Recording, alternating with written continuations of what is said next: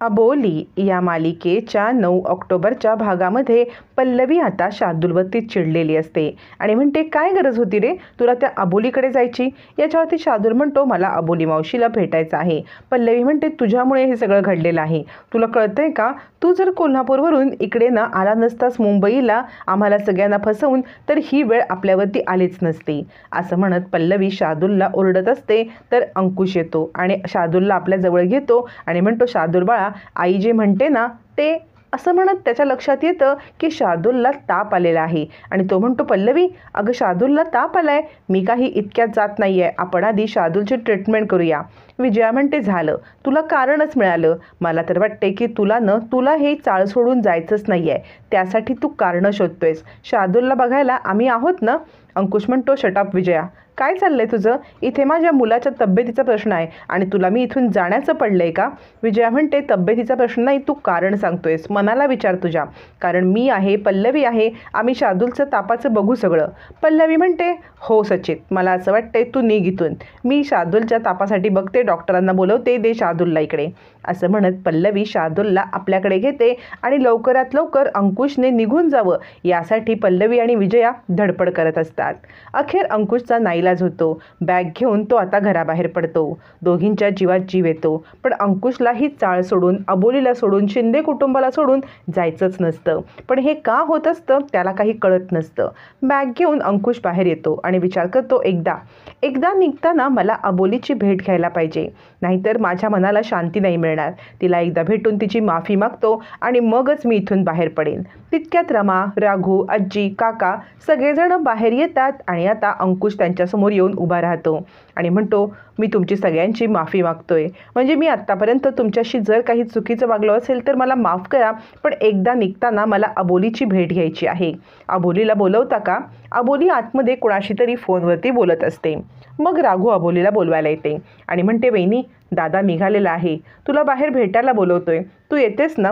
याच्यावरती अबोली म्हणते, राघू त्यांना जाऊन सांग, मला त्यांचं तोंड पण पाहायचं नाही आहे, मी बाहेर येणार नाही. असं म्हणत अबोली आपल्या मतावरती ठाम असते. ती टोकवून सुद्धा अंकुशकडे पाहत नाही. मग राघू बाहेर येते आणि म्हणते, वहिनीला तुला भेटायची इच्छा नाही आहे, तू निघ इथून. असं म्हणत राघू अबोलीचा निरोप सांगते. अंकुशला वाईट वाटतं. एकदा निघताना अबोलीची भेट झाली असती, हात जोडून तिची माफी मागितली असती, तर मनावरचं थोडंसं ओझं हलकं झालं असतं. असा विचार करत तो आता चाळीबाहेर पडतो. इकडे पल्लवी, विजया कधी एकदा अंकुश चाळीबाहेर पडतोय असं वाट पाहत असतात आणि अंकुशचं पाऊल चाळीबाहेर पडल्यावरती दोघी खुश होतात. जरी अंकुशचं पाऊल चाळीबाहेर पडलं असलं तरी त्याच्या मनातील अबोलीच्या आठवणी बाहेर पडायला तयारच नसतात. अंकुश अबोलीच्या आठवणी मनात घेऊनच चाळीतून बाहेर पडतो. नीता म्हणते, चला झालं एकदाचं, सचित्रा जे प्रकरण संपलंय, एकदाचं चाळीबाहेर गेला तो.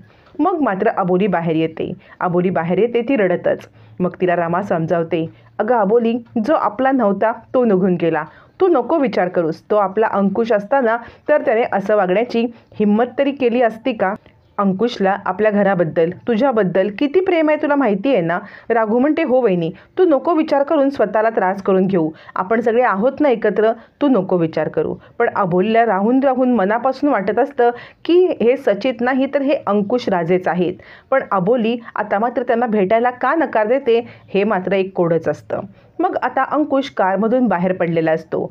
अंकुश आपल्या ड्रायव्हरला घेऊन कोल्हापूरच्या दिशेने जिथे बस सुटतात तिकडे निघत असतानाच इकडे आता अबोली सगळ्यांना खुश करण्याचा प्रयत्न करत असते आणि सांगत असते, कुणीही उदास होणार नाही, सगळ्यांनी नाश्ता करून घ्या. असं म्हणत अबोली सगळं नॉर्मल करण्याचा प्रयत्न करत असताना इकडे अंकुश विचार करत असतो, खरंच मी त्या शिंदे कुटुंबाला किती त्रास दिला, अबोलीला त्रास दिला, माझ्या पाठीशी ठामपणे उभं राहत होत्या, मला निघताना खूप वाईट वाटते. तोपर्यंत इकडे आता विजया डॉक्टरांना बोलवून घेते. डॉक्टर लगेचच शार्दूलला चेक करतात. शार्दूलला ताप आला असल्या कारणाने त्याची अवस्था खूप बिकट असते. मग डॉक्टर चेक करतात आणि म्हणतात, तापाचा तसा काही इश्यू नाही आहे, पण त्याच्या बाकीच्या मेडिकल कंडिशन तुम्ही जपायला पाहिजेत. त्याचे औषध पाणी, हा थोडासा व्हायरल फीवर आहे, तो निघून जाईल, पण त्याच्या बाकीच्या मेडिकल कंडिशनची जी औषधं चालू आहेत ती तुम्ही चालू ठेवा. पल्लवी शार्दूलच्या डोक्यावरून हात फिरवते आणि बाळा तू झोप बरं. शार्दूल म्हणत असतो, मला डॅडा पाहिजे. पल्लवी सांगते, हे बघ, डॅडाकडे भेटायला आपण पण जाणार आहोत, आधी डॅडा कोल्हापूरला गेलाय, मग आपण जाऊया. इकडे अबोलीने सगळ्यांसाठी नाश्ता बनवलेला असतो आणि सगळं घरातलं नॉर्मल करण्यासाठी ती सगळ्यांना नाश्ता करून घ्या, काहीतरी खाऊन घ्या, आपण असं उदास चेहरा पाडून का बरं बसायचं, आपली पर्वा जर कुणाला नसेल तर त्याचीसुद्धा आपण पर्वा करायची नाही, आजी चल जेवून घे. काका म्हणतात अबोली स्वतःचं दुःख मनामध्ये दाबून ठेवत इतरांसाठी किती ग करतेस पोरी, पण देव तुझ्या पाठीशी का बरं हात धुवून लागलाय काहीच कळत नाही. अबोलीचं नशीब बलवत्तर असतं, कारण सचित म्हणजेच अंकुश हा जे वेळा कोल्हापूरला चाललेला असतो, काही अज्ञात व्यक्ती आपल्या बाईक घेऊन अंकुशच्या कारवरती हल्ला करतात आणि हल्ला असा असतो की ते आपल्या हातामध्ये अंडी घेऊन अंकुशच्या कारवरती फोडतात. आता या सगळ्यामध्ये अंकुशच्या फ्रंटच्या सीटवरती जो ड्रायव्हर असतो त्या ड्रायव्हरला समोर बरोबर अंडी काचेवर दिसल्यावरती तो वायपर चालू करतो. अंकुश ओरडून सांगत असतो, अरे वायपर चालू करू नकोस, वायपर चालू करू नको, अशीच गाडी चालव, कारण अंकुशला माहिती असतं गाडीवरती अंडी मारल्यावरती वायपर लावला तर सगळं भुरकट होतं, समोरचं काही दिसत नाही.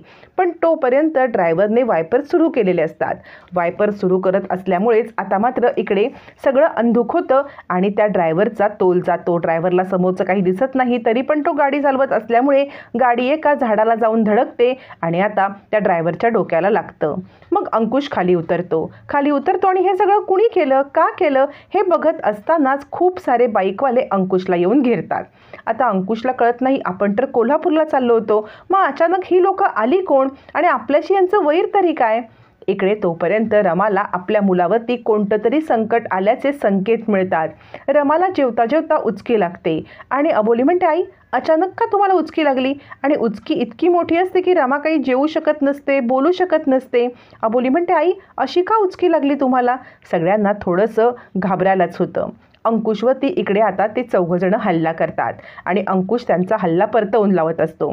पण अंकुशची शक्ती कमी पडत असल्यामुळे आणि पाचवा एक व्यक्ती अंकुशच्या मागून वार करत असल्यामुळे अंकुश खाली पडतो. अंकुशच्या डोक्याला मार लागतो. त्यांना विरोध करण्याचा अंकुशचा प्रयत्न अपुरा पडतो आणि अखेर अंकुश खाली कोसळतो.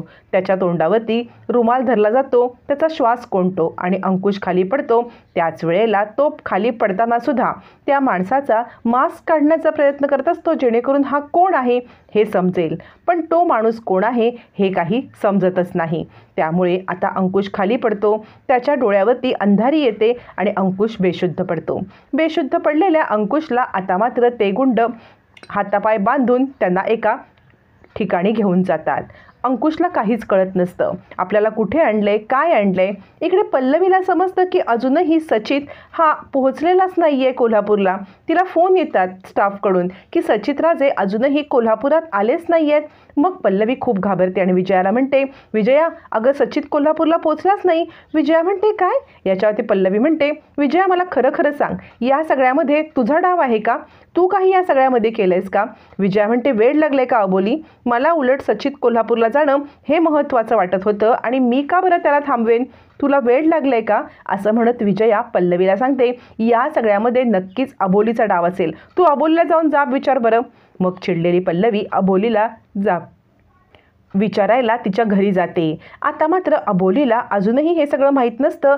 ती कपड्यांच्या घड्या घालत असते आणि त्याच वेळेला अंकुशची वर्दी तिच्या हातात येते आणि ते विचार करते, खाकीवरती इतकं प्रेम करणारा माझा नवरा अचानकपणे बदलला. आई म्हणतात तेच खरं आहे का, ते अंकुश सर नाहीच आहेत का, ते सचितच आहेत का, असा विचार करत अबोली हातामध्ये खाकी घेऊन बसलेलीच असते. तोपर्यंत पल्लवी येते आणि खूप सारा तमाशा करायला लागते. इकडे आता अंकुशला काही गुंडांनी हातपाय बांधून एका खोलीमध्ये किडनॅप करून ठेवलेलं असतं. अंकुश हात सोडवण्याचा जीवाच्या आकांताने प्रयत्न करत असतो आणि त्याच्या लक्षात येतं की काहीतरी गडबड आहे. यांनी आपल्याला किडनॅप केलंय हे कोण समजून, सचित की अंकुश समजून, असा तो विचार करत असतो आणि स्वतःला सोडवण्याचा प्रयत्न करत असतो. तोपर्यंत नीता शिंदेंच्या घरात येते आणि खूप मोठा तमाशा करत म्हणते, अबोली हे सगळं तूच केलंस ना, हे सगळं कारस्थान तुझंच आहे ना. अबोली म्हणते, काय झालं नीताताई. नीता म्हणते, सचितराजे कोल्हापूरला निघाले, ते कोल्हापूरहून पोहोचलेच नाही आहेत, तूच त्यांना गायब केलंस ना? अबोली म्हणते काय? आणि अबोलीला धक्काच बसतो. त्यावरती रमा म्हणते अगं नीता काय बोलतेस? नीता म्हणते हो, इथून जे निघालेत ना ते कोल्हापूरला पोचले नाही, तुझा डाव आहे ना? अबोली म्हणते मी का करीन? पण त्याच वेळेला अबोलीला टेन्शन येतं की इथून निघालेले अंकुश सर गेले कुठे? त्यांच्या जीवावरती काही धोका तर नाही ना?